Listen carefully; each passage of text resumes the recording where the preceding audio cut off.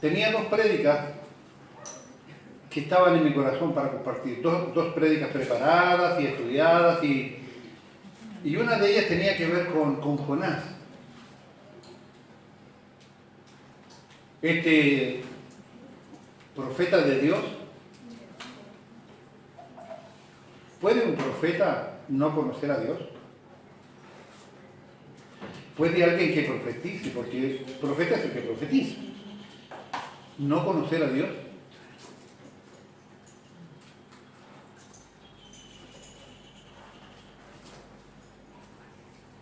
Señor, en tu nombre profetizamos, en tu nombre echamos fuera demonios, hicimos prodigios y milagros.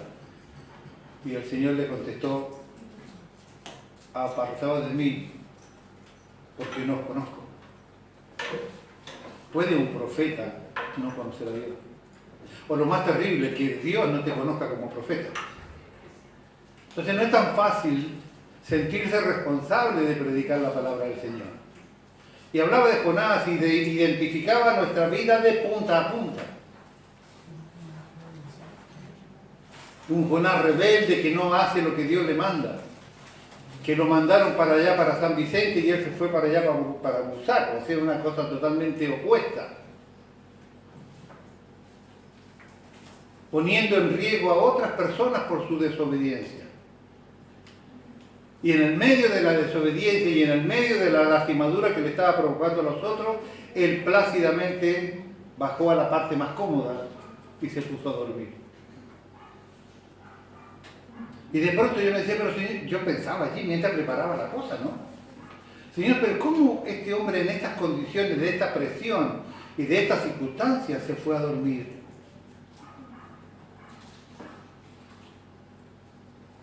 Y él me decía, ¿y acaso vos no dormís plácidamente cuando hay este problema, este problema, este problema, este problema? Cuando dudás de esto y dudás de esto, tenés problemas con Dios, con los cardenales, con los apóstoles y con todos los visitantes. ¿No dormís plácidamente y te olvidás de eso? ¿Qué tan diferente es que Dios mande a Jonás a hacer algo, no lo haga, ponga en riesgo a los demás y simplemente duerma? Y así identificaba tan bien nuestra situación. Pero había algo que me decía que no era lo que debía ser. Pero estaba allí, en la duda. En un momento llamé a mi esposa para consultarla y ella estaba ocupada, no me escuchó. Y después estaba esta otra. Un tiempo determinado se llama la prédica de hoy. Un tiempo determinado basado en Hebreos capítulo 4, versículo 7. Vengo de viajar un mes, de ir a ver a mi familia y hacer otro tipo de trámites que usted conoce y usted sabe. De visitar y de hablar con personas que tienen iglesias abiertas pero que están cerradas. Hablar con personas que no tienen iglesia y pretenden ser líderes de iglesias. Vengo de conocer situaciones familiares tremendamente complicadas. Vengo de ver cómo es que las personas lisa y llanamente han perdido su norte, han extraviado la brújula que los identifica o los direcciona para con Dios. Simplemente la gente está preocupada de todo menos de las cosas importantes.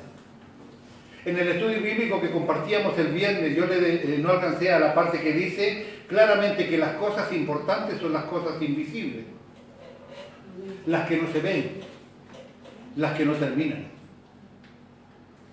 Es importante observar, cuando uno se vuelve viejo como yo, se da cuenta y puede observar a las personas cómo van desperdiciando el tiempo. ¿Cómo es que hemos desperdiciado tiempo? ¿Cómo es que hemos desperdiciado relaciones interpersonales? ¿Cómo es que hemos despreciado la familia? ¿Cómo es que hemos despreciado todo aquello maravilloso que Dios puso en nuestras manos? Hemos perdido tanto el rumbo que simplemente vivimos al día. Lo que hoy sale, vivimos. Hemos desperdiciado la maravillosa creación que Dios ha hecho para la humanidad, que es la familia.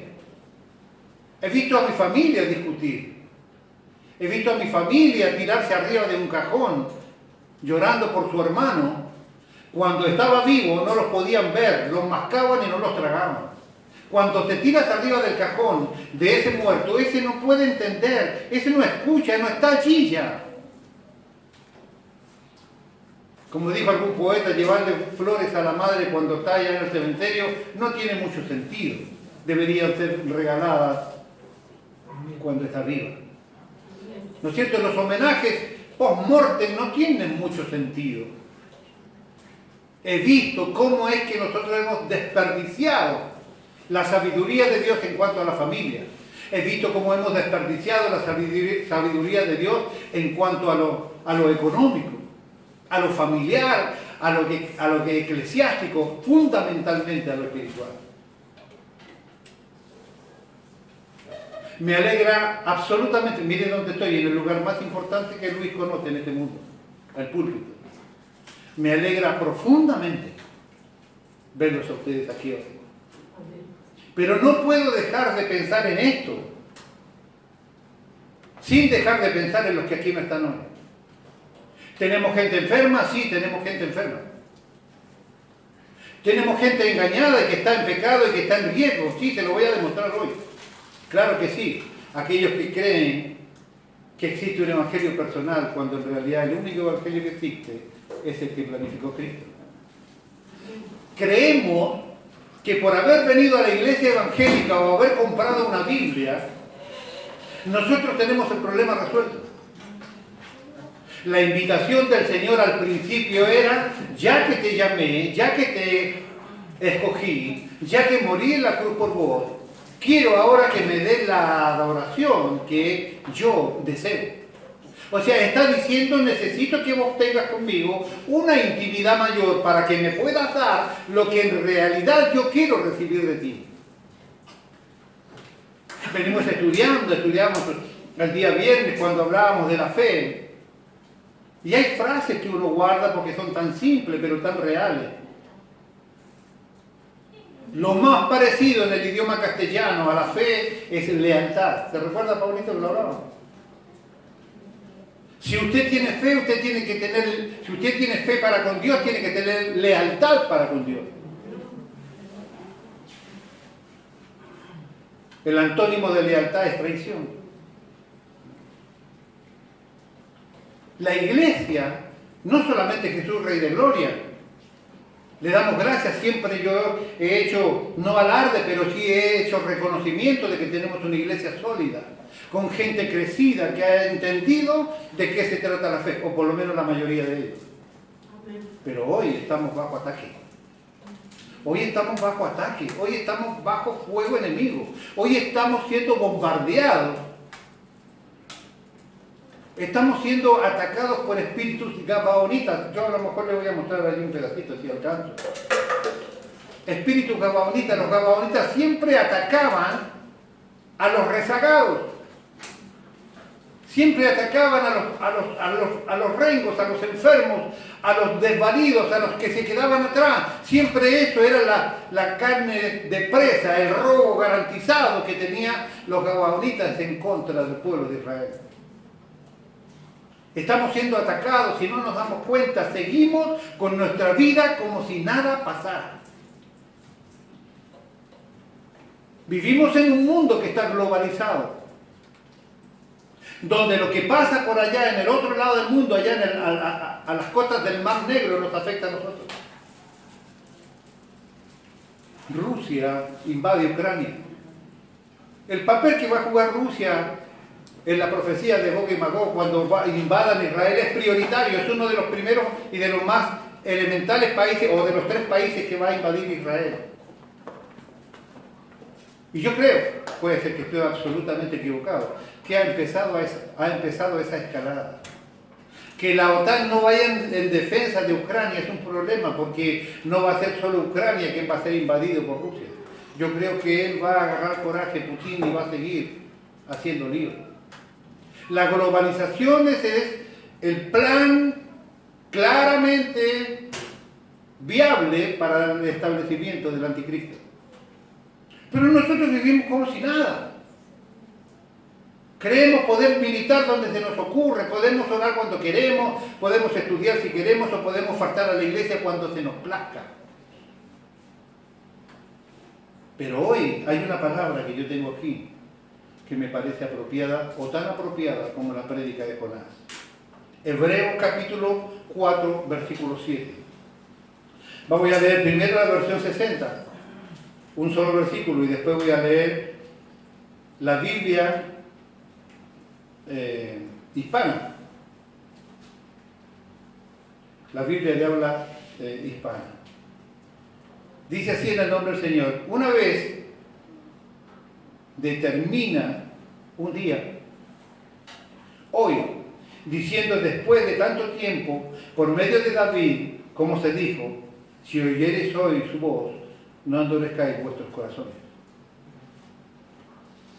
La otra versión dice, en el mismo versículo, de nuevo fijó cierto día, hoy, diciendo en un salmo de David, después de tanto tiempo, como ya se ha dicho antes, hoy si escucharon la voz, no endurezcáis tu corazón.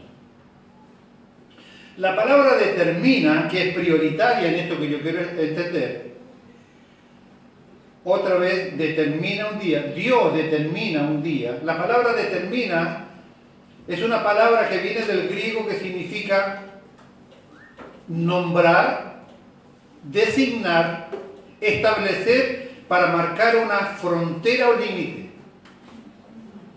Repito, la palabra que dice allí, otra vez determina un día, en el 4.7 de Hebreo, la palabra determina viene del griego y significa nombrar, designar, establecer, para marcar una frontera o límite. O sea, el verso diría arriba, otra vez Dios pone un límite en un día. Otra vez Dios establece fronteras en ese día. Dios determina, nombra, designa que hay un día. ¿Para qué? Se lo voy a mostrar ahora. Hay un límite a la paciencia de Dios. Los evangélicos pentecostales y otros han predicado que la paciencia de Dios es infinita. Bíblicamente no es correcto. Dios tiene cierto grado de paciencia y se vio manifiesto en un montón de lugares, pero más gráficamente en la boca del propio Señor Jesucristo, cuando le llevaron allí a un jovencito que el demonio lo tiraba al agua, lo quería ahogar o lo quería quemar, y dice, ¿hasta cuándo he de estar con vosotros? ¿Hasta cuándo los voy a aguantar? Es literalmente el texto. La paciencia de Dios tiene límite. Dios establece un día donde Dios no tendrá más paciencia para la iglesia. Hay cosas que nosotros creemos y predicamos que no pueden ser entendidas por el mundo. Hay cosas que nosotros entendemos y creemos que no pueden ser aceptadas por el mundo. Ellos viven creyendo en un Dios que para ellos simplemente la realidad no existe. No tienen preocupación por los designios de Dios ni por la voluntad de Dios. Ellos viven como que Dios simplemente no existe. Y echan mano a Él o a ese Dios que ellos creen conocer cuando simplemente están en aprietos. Algo muy cierto decía Norma al principio. Nosotros somos naturalmente adoradores. Dios nos ha creado en esta forma tripartita, cuerpo, alma y espíritu, y el espíritu está claramente hecho porque somos adoradores y buscamos en el desconocimiento de la voluntad de Dios, en el desconocimiento del verdadero Dios, adoramos lo que sea. Yo no vengo del catolicismo, pero vengo del ateísmo. Me enseñaron que el comunismo era lo mejor. El ateísmo es una religión. Pero aquellos que están en la iglesia o que estaban en la iglesia católica o cualquier modo de creencia, tenían la necesidad de adorar algo y por eso recurrieron por desconocimiento a la idolatría, a las imágenes y a todo eso. Porque nosotros tenemos la necesidad de adorar. Somos hechos para adorar. Claramente necesitamos adorar. El mundo se ha descarriado y la iglesia evangélica se ha llenado de nuevos ídolos. La iglesia evangélica es una iglesia idólatra, que es un Dios, cualquier cosa o figura que utilice en lugar de Dios. Si usted se ha hecho un Dios a su medida, como muchos de la iglesia, seguramente será alguno de esos que hoy no está. No, nosotros no, pero los que no están, les vamos a culpar a ellos. Si usted se ha hecho, o ellos se han hecho un Dios a su medida, un Dios que no pasa nada, un Dios que es re bueno, que es re bonachón, que me entiende tan bien que Él no se enoja conmigo cuando yo peco. Es un Dios tan generoso que Él disfruta cuando yo me robo el diezmo. Él es un Dios tan maravilloso que no siente nada porque yo falte a la iglesia. Si vos te hiciste un Dios a tu medida, tan lejos de las Escrituras como es posible, ese es tu Dios. Porque Dios de la Biblia tiene una sola imagen. Él es amor, Él es fuego consumidor. Él es amoroso, pero Él es exigente. Claramente Él demanda, dice claramente el Decálogo que es un Dios fuerte y celoso. Él demanda su adoración y su prioridad. Él no es segundo de nadie, Él tiene que ser primero. Hay un límite a la paciencia de Dios. También hay un límite al ofrecimiento de Dios. ¿Cuántas veces Dios te ha ofrecido que seas su siervo? Siervos no somos solamente los pastores. Siervos no son solamente los diáconos. Siervo es simplemente el que sirve. ¿Cuántas veces Dios ha ofrecido que tú seas su siervo? ¿Cuántas veces nosotros hemos rezongado porque nos toca hacer ciertas cosas? Cuando hemos establecido claramente enseñanzas sobre nuestros corazones, de que no toda la sociedad está autorizada por Dios para adorar. Hoy nos decían, busca la perfecta adoración para tu Dios, porque debemos entender que no todo el mundo tiene derecho a adorar a Dios. Solo lo que Él aprueba, solo lo que Él autoriza, estamos habilitados para adorar a Dios. ¿Y por qué nos cuesta tanto? Cuando yo era jovencito, que alguna vez lo fui, y llegué a la iglesia evangélica, yo deseaba cosas. Fui allí donde nació, mire, el deseo de pertenecer a la música. En aquel tiempo habían unos hermanos que decían que yo cantaba bastante bien. Después me hicieron una traqueotomía acá y algo pasó porque... Pero me invitaban, yo era parte del coro y había unos hermanos que venían a enseñar música y me estaban pidiendo a mí que hiciéramos una especie de trío, cuarteto, dúo, así, ¿no? De música.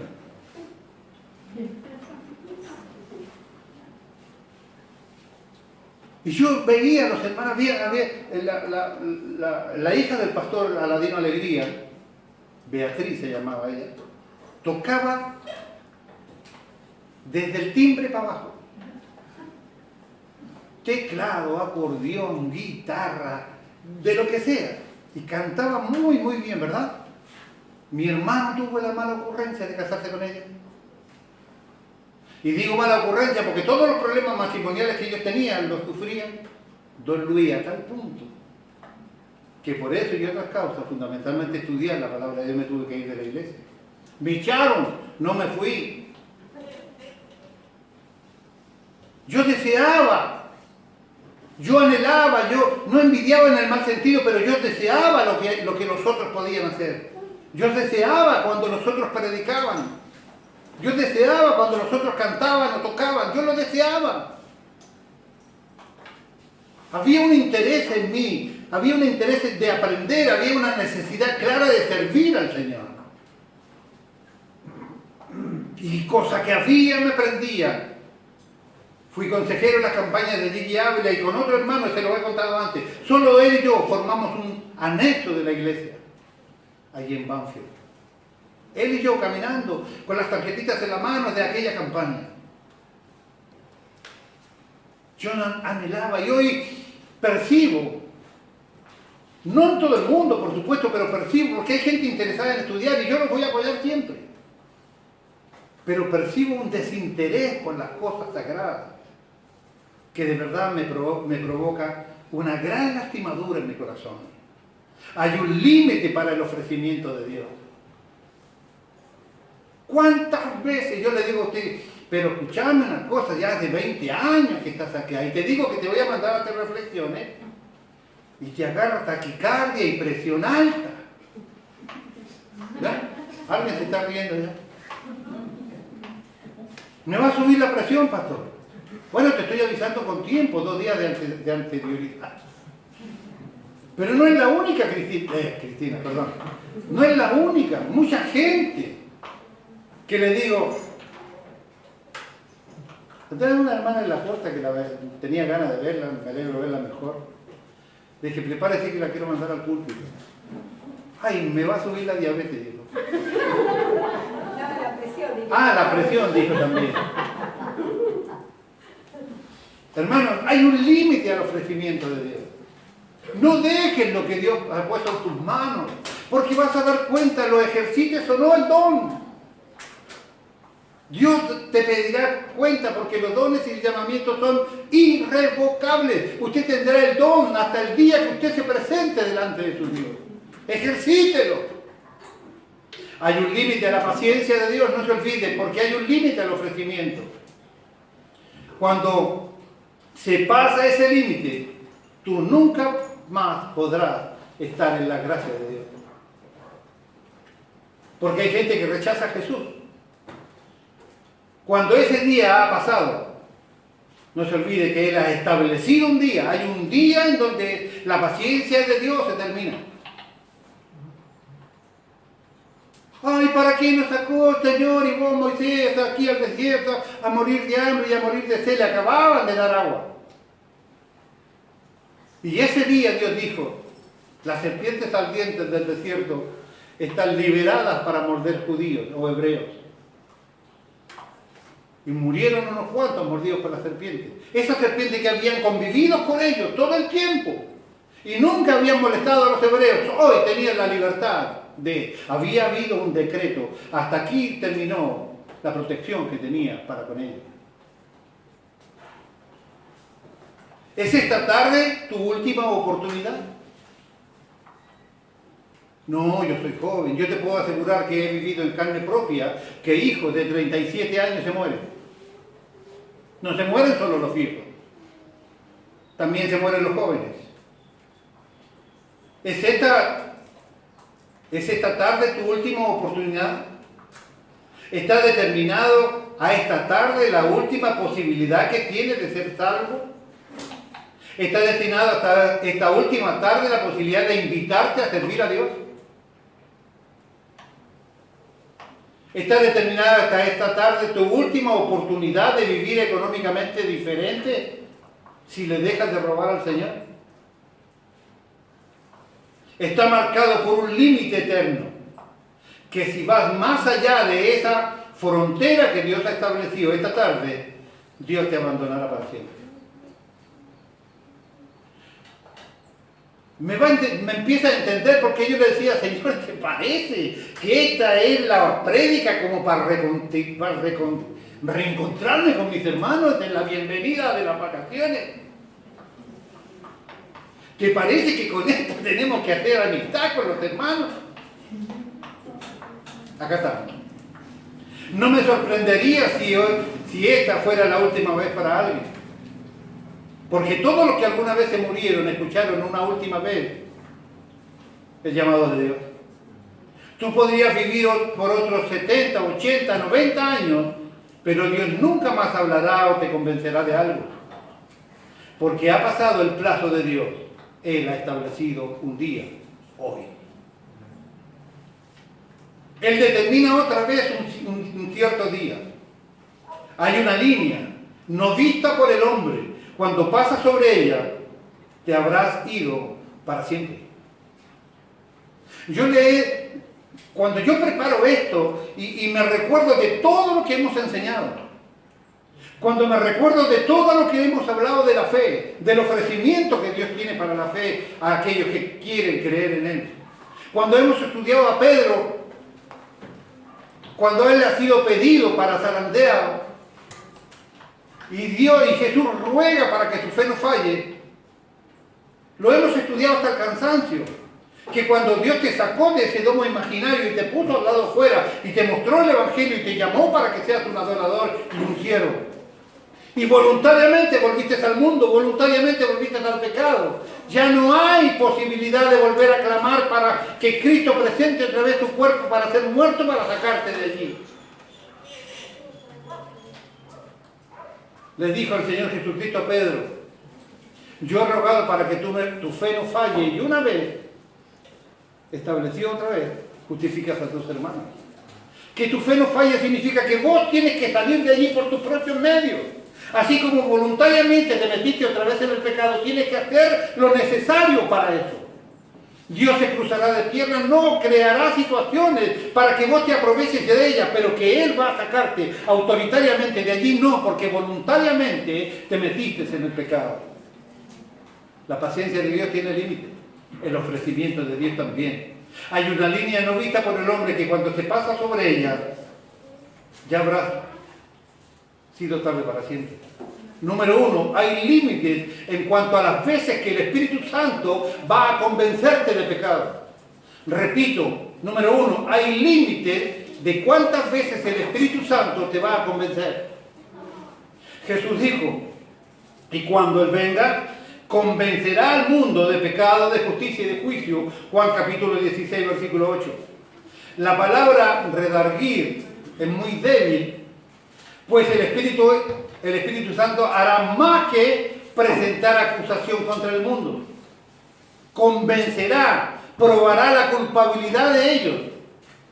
Esa es la idea del texto bíblico allí, la que tiene que afectar a todo el mundo. Algunos para que se arrepientan y crean que es nuestra situación, y otros simplemente para su condenación. Repito, Él convencerá, juzgará, mostrará la culpabilidad, pero también trabajará en el corazón de aquellos que quieren creer para que Dios simplemente te restaure y te saque. Pero te tiene que convencer que tú eres un pecador y que necesitas de Él. Hechos 7:51, duro de servir e incircunciso de corazón y de oído, vosotros resistís siempre al Espíritu Santo como vuestros padres también, así vosotros. Nosotros resistimos al Señor. No te vayas, hermano, no te vayas. Yo le pedí a gente aquí llorando que no se vaya de la iglesia, porque conozco lo que viene.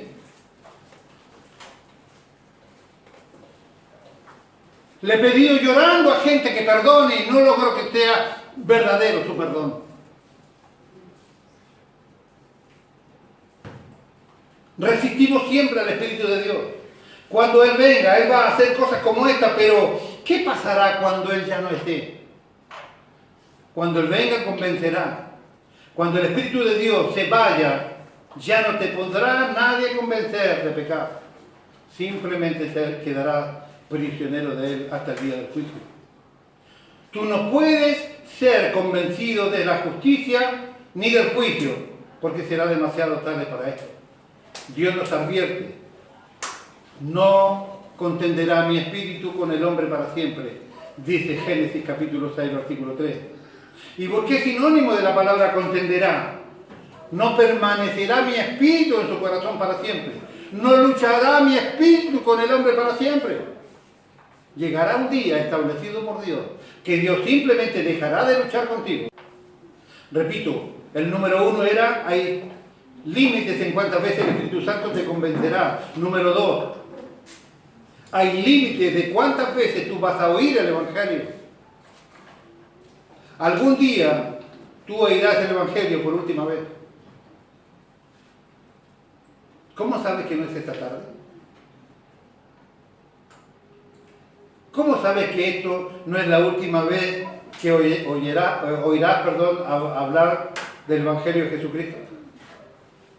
¿Cómo sabes que esta no es la última vez que Dios te va a llamar mostrándote el sacrificio que ha hecho por ti?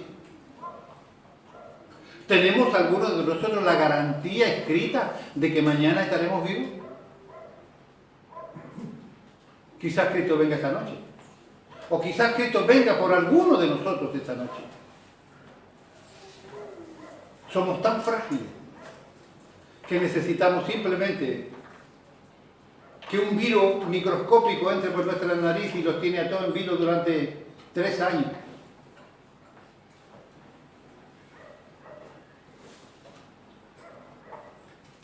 ¿Cómo sabes que será la última vez que vos oyes el Evangelio? Pablo predicó el Evangelio a Félix y él lo escuchó con atención. Había habido una acusación, usted sabe, Félix allí, el gobernador romano. Él hizo su descarga delante de los acusadores y Félix puso mucha atención. La esposa de Félix era una mujer judía. Él conocía de lo que Pablo hablaba. Y hay una parte interesante, allí en el versículo 25 de Hechos 24, que Félix pospuso hablar con Pablo porque lo que él estaba hablando cuando hablaba de la justicia, del dominio propio y de la equidad que Dios iba a juzgar a todos los que tenían autoridad, Félix le agarró tal temor que dijo, bueno, dejémoslo hasta acá, después yo te voy a llamar y vos me vas a seguir explicando cómo se puede ser salvo. Félix, por lo menos en los registros bíblicos, nunca más pudo llamar a Pablo. Ahora hace más o menos, le dijo, ahora vete, pero cuando tenga oportunidad te llamaré, dice el versículo 25. Ahora vete, cuando tenga oportunidad te llamaré otra vez para que me digas cómo ser salvo. Pero Félix, de alguna manera, nunca más lo hizo. Su corazón había temblado. Su corazón estaba a punto de ser convertido al Evangelio. Sin embargo, él pospuso la idea y simplemente no lo alcanzó nunca más. Número 3 y último. Hay un límite de cuántas veces tú puedes endurecer tu corazón. Le leí 7:51 de Hechos recién.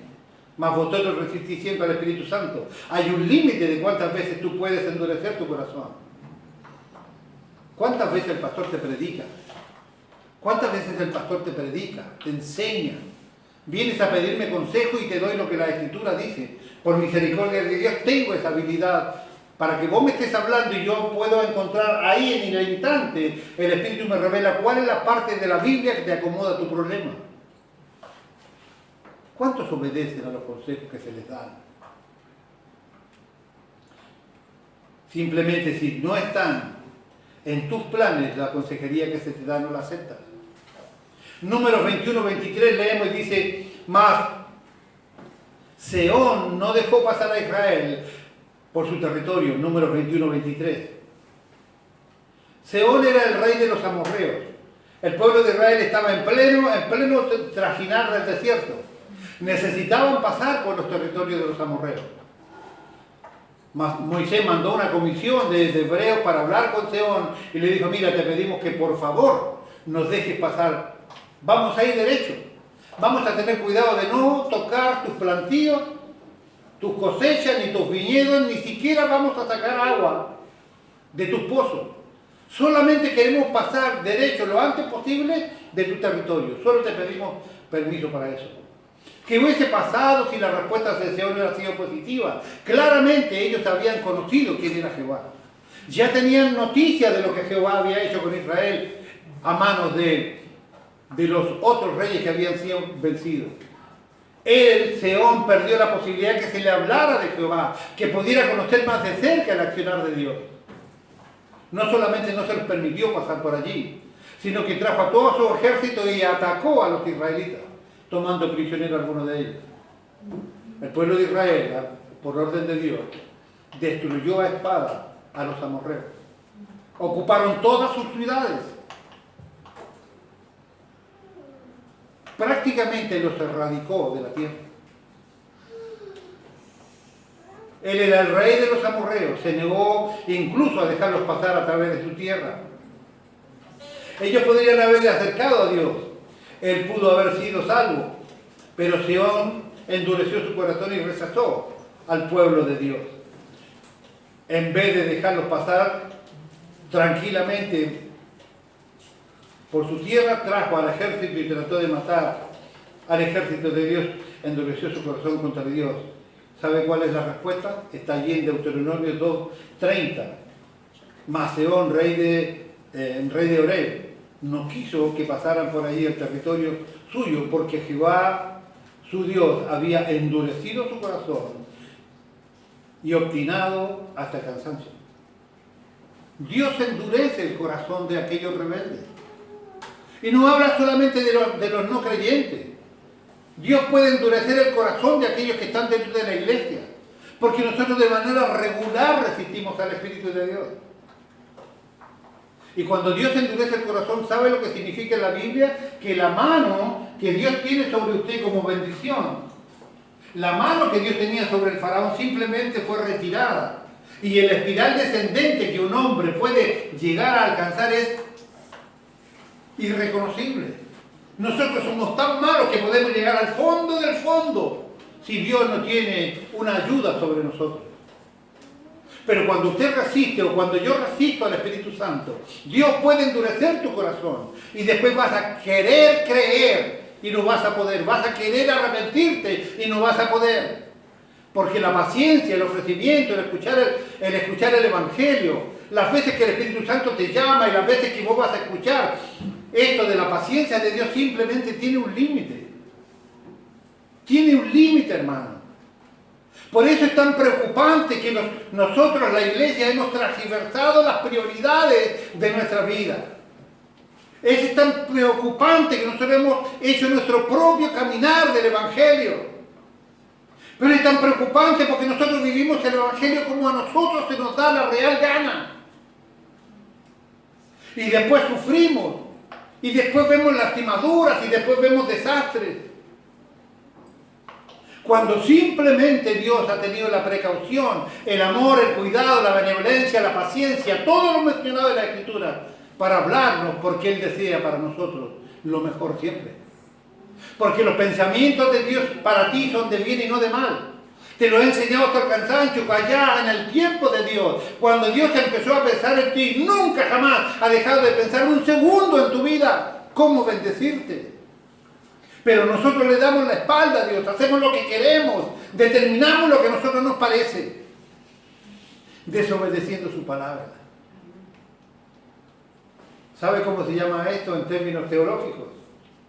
Endurecimiento judicial, le llamaban los predicadores de antaño. Cuando Dios endurece el corazón de alguien, es un endurecimiento judicial. Dios te está preparando para el juicio.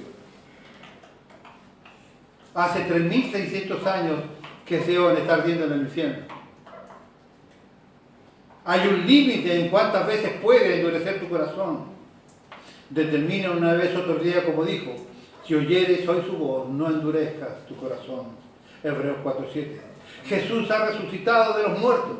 Él está en el cielo, a la diestra de Dios, intercediendo por ti. Él no quiere nada de esto para la iglesia de Cristo. Pero estamos tan ocupados y estamos tan lejos de la verdadera relación que necesitamos con Él, que simplemente empezamos a pagar las consecuencias de nuestro desastre. ¿Cree usted que es un deseo de Dios que una pandemia como el COVID ataque al mundo durante tanto tiempo? ¿Cuántas veces hemos orado por la vacuna? Me incluyo. Señor, apura la vacuna, Señor, apura la vacuna. Dios apuró la vacuna. Una vacuna en un año, cuando una vacuna en términos normales demora 10 años para ser aceptada y reconocida y probada.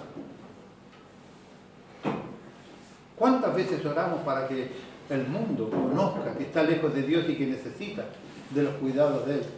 No, oramos por la vacuna. ¿Cuántas veces cambiamos nuestras prioridades dejando a las de Dios de lado? ¿Cuántas veces? No te canses de hacer el bien. No te canses de servir a Dios porque no sabes hasta cuándo Dios te lo va a permitir. Yo estoy haciendo una tarea que nunca pedí, pero que he aprendido a amar. Es maravilloso ser pastor, con todos los dolores que me provoca. con todas las traiciones que vivo. Porque lo contrario a la fe es traición. Dijimos, fe es igual a lealtad. Hermanos, venimos en el comienzo de un año lleno de posibilidades. Estamos cerquita de terminar el material para el Instituto Bíblico, el cual será presentado. Y yo le decía a la diaconisa ayer cuando fue a la reunión de damas allá en mi casa. Será presentado a quien corresponda como nos pidieron. Y si por alguna circunstancia no se pudiera realizar, ese Instituto Bíblico lo va a sacar adelante Jesús, Rey de Gloria. Porque si nosotros podemos preparar material para otros, ¿por qué nosotros no podemos ayudar a la Iglesia de Cristo a establecer esto? ¿Por qué no? Si ya no es la primera vez que estamos en estos trances, don Mauricio, ¿verdad? ¿Por qué no? Porque yo puedo creer que Dios nos puede utilizar para eso, si somos gente que amamos la palabra de Dios. Tenemos que construir un templo, ya. Hay que hacer algunas cositas por allí, previas a la construcción, pero sí, ya vamos a construir los templos. Pero también tenemos que construir en nuestro espacio. Rastrille. Haga cuenta que yo soy Moisés, solamente lo viejo, ¿entiendes? Llegué el jueves y vi a un Moisés y dije, Moisés toca la guitarra. Moisés toca la batería. No, era Maxi con esa chiva así, decía, Moisés, ¿no? Mandemos espías a buscar el lugar apropiado que necesitamos. Créale a Dios, porque todavía nos llama. Usted está aquí hoy escuchando esto porque todavía tiene posibilidades con Dios. El problema es que usted no sabe si esta es la última. Pero aprovéchela. Aproveche, entregue su corazón al Señor. Cambie, reconozca los errores que ha tenido. Y Dios te perdonará de manera automática. Porque Él quiere, como nos dijo al principio, una verdadera adoración nuestra. Y esa solamente se consigue cuando estamos en paz con Dios. Solamente en paz con Dios. Le damos gracias a Dios por esto. Mire, yo estaba arreglando mis cosas con el Señor. Estoy en el proceso. Porque cada vez que me doblo mis rodillas a orar, siempre aparece algo en mi memoria que tengo que mejorar. No alcanza. Siempre hay algo que falta. Pero estoy en el proceso. Yo lo voy a invitar a que usted donde está cierre sus ojos. Cada uno de nosotros sabe dónde le aprieta el zapato. Cada uno de nosotros sabe dónde está el cansancio. Cada uno de nosotros sabe dónde está el dolor, dónde está la herida. Donde todavía está allí el puñalcito ese que... ¿Se acuerda alguien vio la película del Gladiador? Que había ese rey perverso que al final se pone un traje blanco para matar al héroe de la película. ¿Se recuerda? Lo hieren con un puñalcito chiquito así, ¿se acuerda? No es una espada, pero esa herida fue mortal. Si te han herido con un cuchillito así y está todavía sangrando, este es el momento que Dios la cure, porque cantábamos hace poco rato que Él con sus llagas ha curado y hemos declarado que somos sanos. Soy sano. Soy sano. Cante, dígame, repítamelo. ¿Soy sano qué más? Soy libre en Jesús. ¿Por qué?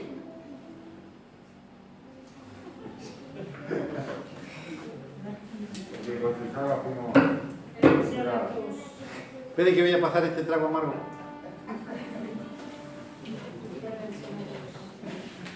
Soy sano, soy libre en Jesús, ¿por qué? A ver, Miguel, póngase de pie, Miguel.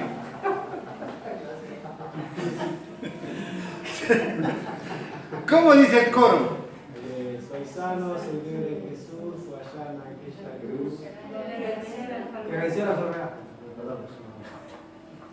A ver. Cierre sus ojos mejor y piense. ¿Qué es lo que Dios necesita reforzar en su vida? ¿Qué es lo que Dios necesita sacar de su vida y qué es lo que Dios necesita poner en su vida? Fe es lealtad. Fe es estar. Fe es no abandonar. Fe es no cansarse. Fe es seguir hasta el final, Bruno. Hasta el final. El que persevere hasta el fin, este será salvo. No alcanza con empezar y correr los primeros 200 metros. Faltan 100 más. Ese también hay que correr. Jesús, Rey de Gloria, tiene la gran posibilidad en este 2022 de ser una iglesia próspera. Usted es la iglesia.